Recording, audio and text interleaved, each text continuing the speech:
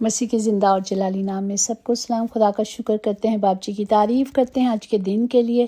اے خدا، میں تجھ ہی کو پکارتی ہوں، اے میری چٹان اور میری طرف سے کان بند نہ کر۔ ایسا نہ ہو کہ اگر تو میری طرف سے خاموش رہا تو میں ان کی مانند بن جاؤں جو پاتال میں چلے جاتے ہیں۔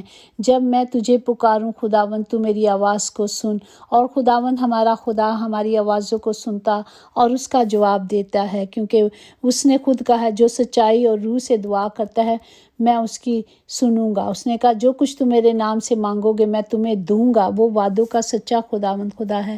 اسی طرح ہم نے جیسے دیکھا کہ ہمارا خداوند حلیم تھا اور اس نے خدا کے کلام کو پورا کیا، ساری تکلیفیں اٹھائیں، اذیت اٹھائیں، سب کچھ کیا۔ آج وہ کلام میرے اور آپ کے لیے بھی ہے۔ خداوند کہتا ہے دیکھ میں دروازے پہ کھڑا ہوں، کھٹکھٹاتا ہوں، اگر کوئی میری آواز سن کر دروازہ کھولے گا تو میں اس کے پاس اندر جا کر اس کے ساتھ کھانا کھاؤں گا، وہ میرے ساتھ۔ جو غالب آئے میں اسے اپنے ساتھ اپنے تخت پر بٹھاؤں گا، جس طرح میں غالب آ کر اپنے باپ کے ساتھ اس کے تخت پر بیٹھ گیا۔ پریز دی لارڈ۔ آج یہ دعوت ہم سب کو دی جا رہی ہے کہ میں نے اپنے باپ کے وعدوں کو پورا کیا ہے اور تمہیں بھی اس کے کلام کو پورا کرنے کے لیے اس کی مرضی پہ چلنا ضرور ہے۔ پریز دی لارڈ۔ اگر ہم خدا سے مانگیں گے تو وہ ہمیں سب کچھ دے گا۔ اور آج کا زندہ کلام ہے زبور 16، اس کی پہلی آیات میں یوں محکوم ہے، اے خداوند میری حفاظت کر، کیونکہ میں تجھ ہی میں پناہ لیتا ہوں۔ آمین۔ پاک کلام پر جانے پر خدا کی برکت ہو، خدا کا شکر ہو، خدا کی تعریف ہو۔ واقعی جب ہم خداوند کی حضوری میں آ جاتے ہیں، خداوند کے مذبح کے نیچے آ جاتے ہیں، اپنا آپ سلنڈر کر دیتے ہیں، جب ہم اسے پکارتے ہیں تو وہ کیا کرتا ہے؟ ہماری دعاؤں کو سنتا اور قبول کرتا ہے۔ اسی میں ہے کہ میں نے خداوند سے کہا ہے کہ تو ہی رب ہے، تیرے سوا میری بھلائی نہیں۔ خداوند ہی میری میراث اور میرے پیالے کا حصہ ہے۔ تو ہی ہمارا خداوند خدا ہے، تیرے سوا کوئی نہیں جس کی حمد کریں، ہم ستائش کریں۔ وہی خداوند ہے، ایک واحد خداوند ہے جسے ہم اپنے سارے دل سے، اپنی ساری طاقت سے پیار کرتے ہیں۔ وہی خدا کا حکم ہے، ہمیں اسے ماننا ہے، بلکہ میرا دل رات دن میری تربیت کرتا ہے۔ میں نے خداوند کو ہمیشہ اپنے سامنے رکھا ہے، چونکہ وہ میرے دائنے ہاتھ میں ہے، اس لیے مجھے جنبش نہیں۔ جب وہ ہم پر اپنی شفقت اور محبت کو بڑھاتا ہے تو ہم ہمیشہ اس کی پناہ میں رہتے ہیں۔ میرا توقل خداوند پر ہے، اس کا مطلب ہے خداوند میرا قلعہ ہے۔ زبور نویس کا مطلب ہے کہ وہ ایسی جگہ ہے جہاں وہ ہر حملے سے محفوظ رہتا ہے۔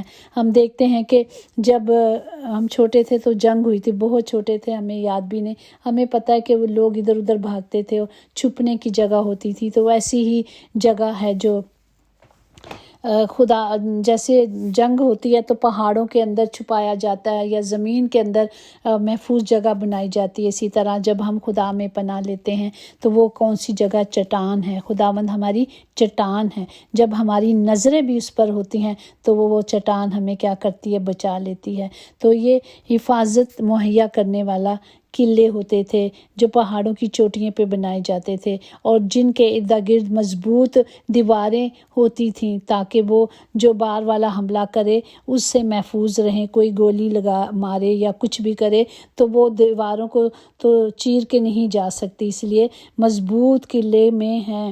تو اسی مطلب کہ ہم بھی ایک مضبوط قلعے میں ہیں، کیونکہ ہمارا خداوند ہماری چٹان ہے، وہ ہماری حفاظت کی جگہ ہے۔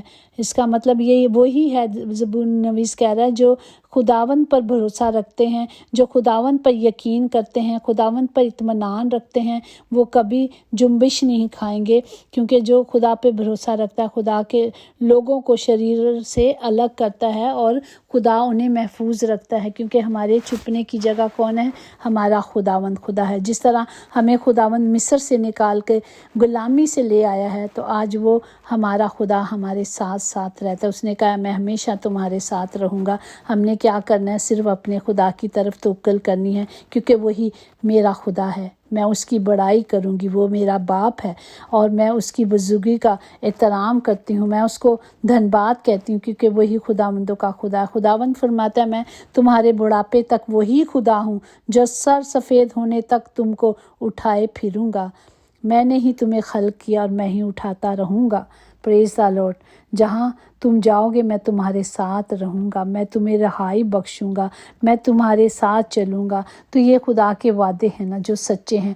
हमें क्या करना है, सच्चाई से उसके पाक वादों को ले लेना है ताकि उसकी मर्ज़ी पूरी हो।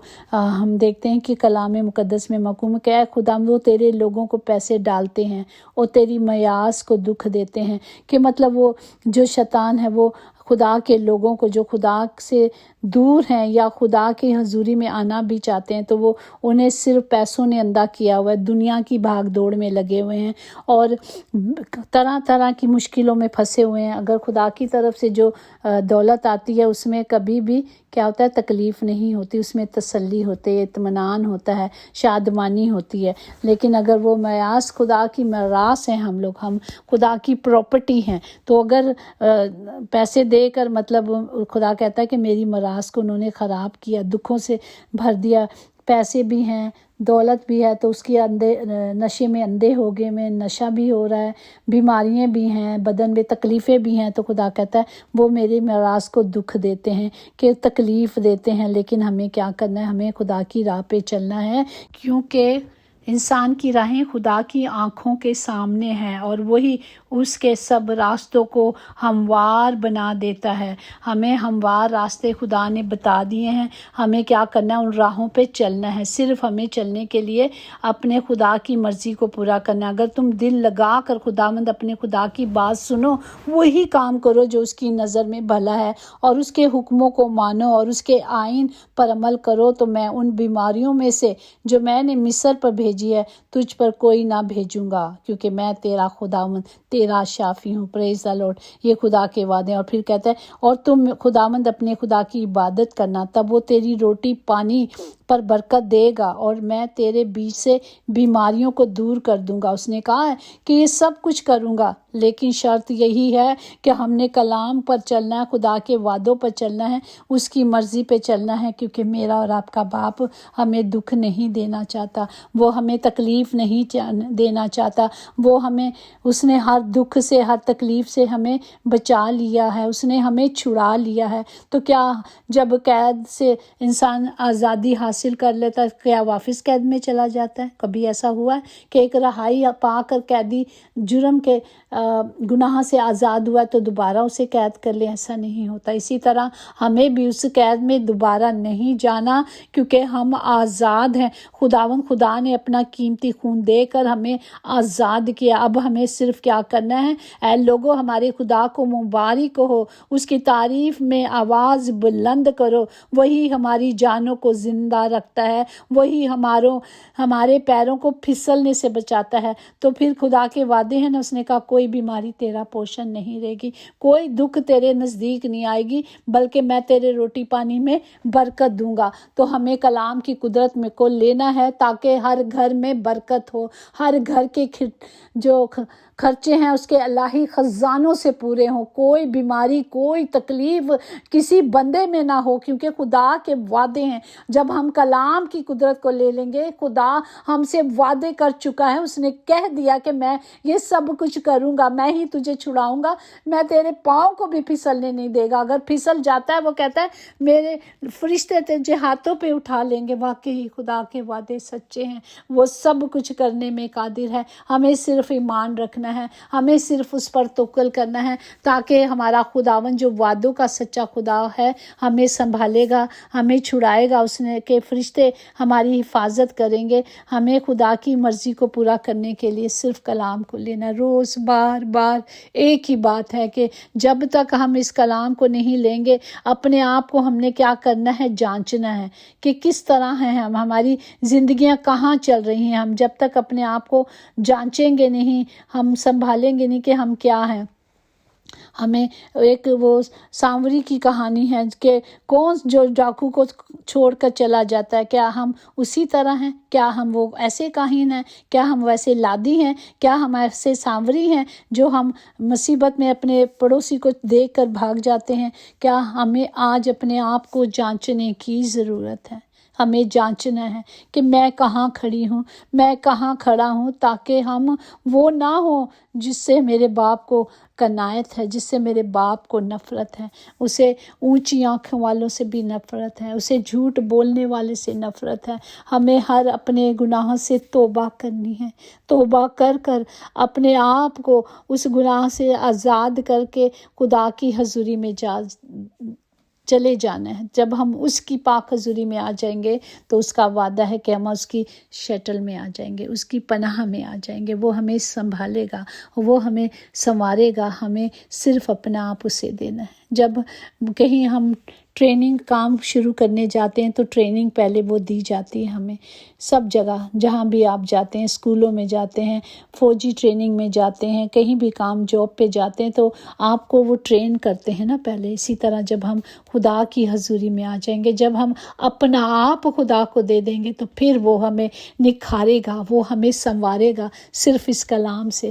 خداوند ہم سب کے لیے برکت کی دعا کرتے ہیں تاکہ سب کلام کو سنتے ہیں، سمجھیں اور رجوع لائیں، تاکہ خدا کا کلام سب کی زندگی میں کام کرے۔ خداوند ہر زندگی کے لیے نجات کو مانگتی ہوں، ہر بیماری جو ان کے جسموں پہ ہے خداوند جی، میں اپنے ہاتھوں کو بلند کر کے دعا کرتی ہوں۔ باپ جی، آپ نے کہا کہ ایک دوسرے کے لیے گیپ میں کھڑے ہو تاکہ ہر گھر کی بیماری، کمی، کمزوری دور ہو جائے۔ کسی کے کان میں درد ہے باپ، یسوع کے نام سے وہ ساری دردیں جاتی رہیں، کیونکہ یسوع شافی ہے اور وہی شفا دینے والا باپ ہے۔ آپ ہی نے تو کہا میں تمہیں شفا دوں گا کیونکہ میں شافی ہوں۔ تو باپ آپ کا کلام پورا، ہر طرح کی رہائی ملے، بے روزگاری سے رہائی ملے باپ جی، کاروبار جن کے گھر میں نہیں ہے باپ جی آج انہیں روزگار ملے، اچھے کاروبار ملے، کیونکہ آپ نے کہا میں تیرے روٹی پانی میں برکت ڈالوں گا۔ تو باپ ایسا ہی ہو تاکہ ہم ہمیشہ آپ کی ستائش کریں، جس طرح کلام میں لکھا ہے میری جان تو کیوں گرے جاتی ہے،